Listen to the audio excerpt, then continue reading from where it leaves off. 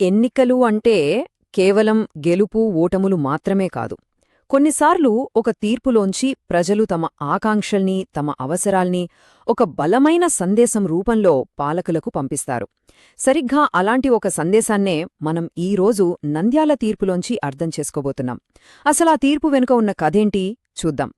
మనం మాట్లాడుకుంటున్న ఈ కథకు కేంద్రం ఆంధ్రప్రదేశ్లోని రాయలసీమ గుండెకాయలాంటి నంద్యాల నియోజకవర్గం. ఇక్కడి ప్రజలు ఇచ్చిన తీర్పు అసలేం చెబుతోంది? ఒక్కసారి లోతుగా చూద్దాం పదండి. సరే, ఈ విశ్లేషణలో మనం ఎలా ముందుకు వెళ్తామంటే, ముందుగా నంద్యాల తీర్పేంటో చూస్తాం. ఆ తర్వాత ఆ 12 పాయింట్ల మార్పు వెనుకొన్న కథేంటో అర్థం చేసుకుంటాం.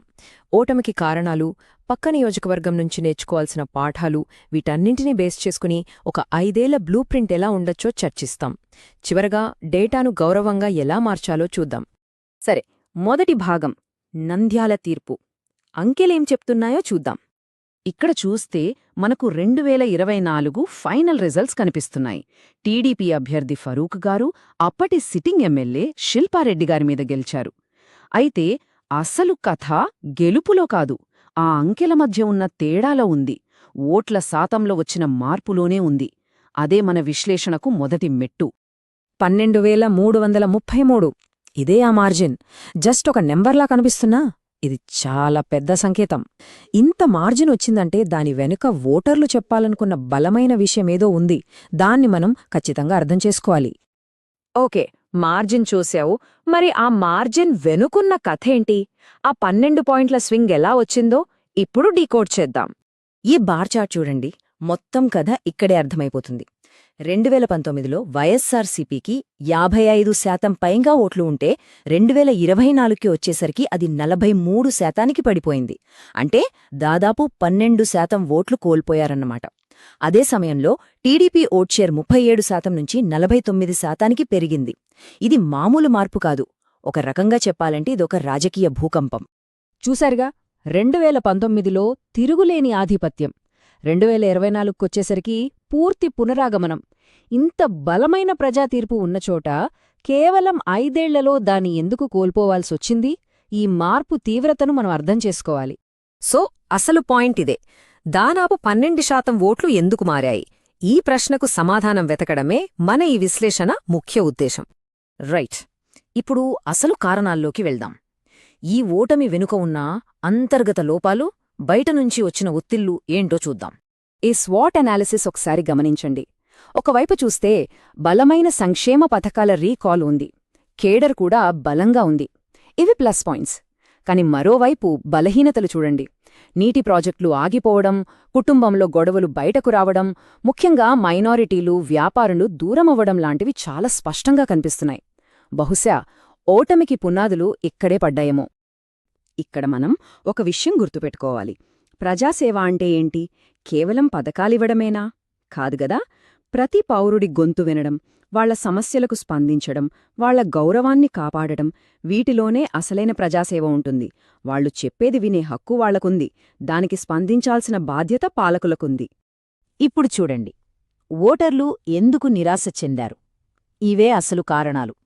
నంద్యాల, గోస్పాడులో తీవ్రమైన నీటి కొరత, సగం పూర్తయ్యి ఆగిపోయిన సాగునీటి ప్రాజెక్టులు, యువతకు ఉద్యోగాలు లేకపోవడం, ముఖ్యంగా ముస్లింలు, ఆర్యవైశ్యులు లాంటి వర్గాలు ప్రభుత్వానికి దూరమయ్యాయి. వీటన్నిటికంటే ముఖ్యంగా స్థానిక సమస్యలపై సరైన స్పందన లేదనే భావన. ఇవన్నీ ప్రజల రోజువారీ జీవితాన్ని దెబ్బతీశాయి. నంద్యాల ఎలక్టొరేట్ చాలా డైవర్స్. ఈ డోనట్ చార్ట్ చూస్తే మనకు అర్థమవుతుంది. దాదాపు 45,000 ముస్లిం ఓటర్లు, 20,000 ఆర్యవైశ్య ఓటర్లు ఉన్నారు. ఇది చాలా పెద్ద సంఖ్య. ఇలాంటి కీలకమైన వర్గాలు వ్యతిరేకమైనప్పుడు ఫలితం ఎలా తారుమారవుతుందో ఊహించుకోవచ్చు. సరే, ఒక్క నంద్యాలలోనే ఇలా జరిగిందా? లేక ఇది ఒక ప్యాటర్నా? తెలుసుకోవాలంటే పక్కనే ఉన్న పాణ్యం నియోజకవర్గం నుంచి మనం నేర్చుకోవాల్సిన పాఠాలేంటో చూద్దాం. పాణ్యం నుంచి మనకు 4 కీలకమైన హెచ్చరికలొస్తున్నాయి. రాష్ట్రస్థాయి విధానాలపై వ్యతిరేకత 1, సంక్షేమంపై ప్రతిపక్షాలు చేస్తున్న దాడి 2, నీటి సమస్యలను టీడీపీ బలంగా వాడుకోవటం 3, అన్నింటికన్నా ముఖ్యం అన్ని సామాజిక వర్గాలను కలుపుకుపోలేకపోవటం. అంటే నంద్యాల సమస్యలు కేవలం స్థానికమైనవి కాదన్మాట. అందుకే చూడండి, నంద్యాల నీటి ప్రాజెక్టులపై ప్రోగ్రెస్ను పబ్లిక్గా చూపించి ఇలాంటి విమర్శలకు చెక్ పెట్టాలి అనే సూచన వచ్చింది. అంటే సింపుల్, పనిచేయడం ఎంత ముఖ్యమో ఆ చేసిన పనిని ప్రజలకు చూపించడం కూడా అంతే ముఖ్యం. ఓకే, ఇప్పటిదాకా సమస్యను విశ్లేషించాం. ఇప్పుడు పరిష్కారం వైపు వెళదాం. కోల్పోయిన నమ్మకాన్ని మళ్లీ ఎలా సంపాదించాలి? దానికి ఒక 5 ఏళ్ల బ్లూ ప్రింట్ ఎలా ఉండాలో చూద్దాం. ఈ తిరిగి గెలిచే ప్రణాళికను 5 దశలుగా చూడొచ్చు. మొదటిది క్విక్ విన్స్, అంటే వెంటనే పూర్తయ్యే పనులను చేసి జనానికి చూపించడం. రెండోది కంటిన్యూయస్ ఎంగేజ్మెంట్, అంటే నిరంతరం జనంలో ఉండటం. మూడోది 2026 మధ్యలో అభ్యర్థి పనితీరుపై సమీక్ష. నాలుగోది 2027లో ఒక కొత్త కథలంతో మీడియా ముందుకు వెళ్లడం. ఇక ఐదోది ప్రతిపక్షాన్ని ఎదుర్కోవడానికి సంక్షేమాన్ని ఇంకా బలోపేతం చేయడం. మరి వెంటనే ఏం చెయ్యాలి? మాటలు కాదు, చేతలు ముఖ్యం. నంద్యాల, గోస్పాడు తాగునీటి ప్రాజెక్టులను వెంటనే పూర్తి చేయాలి. ఆగిపోయిన సాగునీటి కాలువలను వేగవంతం చేయాలి. గ్రామీణ రోడ్లు, స్కూళ్లు, కమ్యూనిటీ హాళ్ల నిర్మాణాన్ని పూర్తి చేయాలి. కొత్త ఆరోగ్య కేంద్రాలు, అంగన్వాడీలు మొదలుపెట్టాలి. ఇవి చేస్తే ప్రజల్లో నమ్మకం మొదలవుతుంది. అలాగే అందర్నీ ఒకేలా చూడలేం. యువత, మహిళల కోసం స్కిల్ డెవలప్మెంట్ క్యాంపులు, డిజిటల్ క్యాంపెయిన్స్ అవసరం. రైతులు, మైనారిటీల కోసం వారానికోసారి గ్రీవెన్స్ వ్యాన్ లాంటివి పెట్టి వాళ్ల సమస్యలు అక్కడికక్కడే వినాలి. వాళ్ల సాగునీటి పథకాలను ఫాస్ట్ ట్రాక్ చేయాలి. ప్రతి వర్గానికి తగ్గట్టుగా వాళ్ల దగ్గరికి వెళ్ళాలి. సరే, పనులన్నీ చేశాం, జనంలోకి వెళ్ళాం. కానీ ఇవన్నీ ప్రజలకు ఎలా చేరవేయాలి?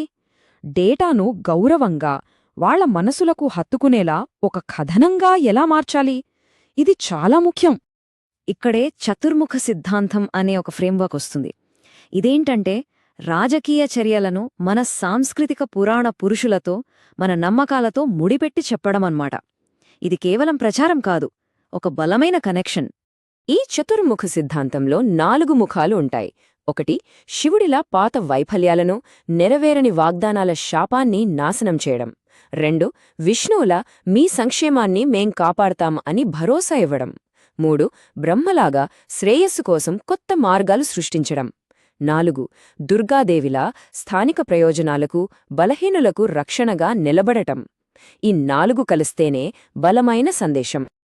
అయితే ఈ డేటాను వాడుతున్నప్పుడు మనమొక నైతిక బాధ్యతను గుర్తుంచుకోవాలి.